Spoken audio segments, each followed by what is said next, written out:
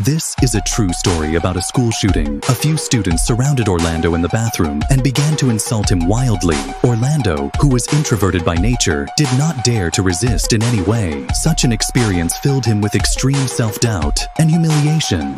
One day in October 2022, he went alone to a nearby weapons store where he purchased an Amalite automatic rifle along with more than 600 rounds of 7.62mm ammunition. With these weapons, he felt confident enough to carry out his plan of revenge. However, what he did not expect was that his mother soon discovered that he had bought the firearms and ammunition. In an attempt to prevent Orlando from doing something irrational, his mother immediately called the police, telling them that her son had been emotionally unstable recently and was taking medication for depression every day.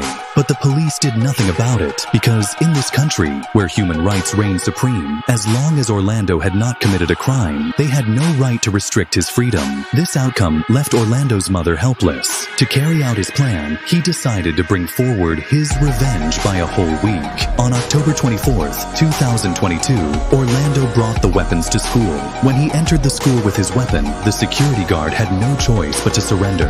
However, he was fortunate that Orlando did not shoot him, but instead headed straight to his own classroom. Along the way, he encountered some students from other classes who were equally terrified when they saw the weapon in his hands. But Orlando did not shoot these innocent students. However, when he reached the school gym, he stopped in his tracks because one of the boys who had bullied him before was there playing basketball. Orlando seized the opportunity, and without them noticing, he pulled the trigger and everyone fell to the ground.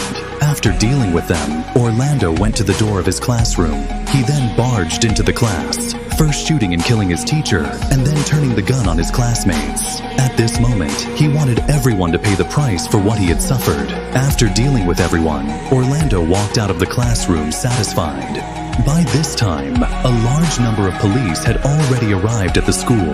During the standoff, Orlando showed no signs of fear and did not open fire on the police.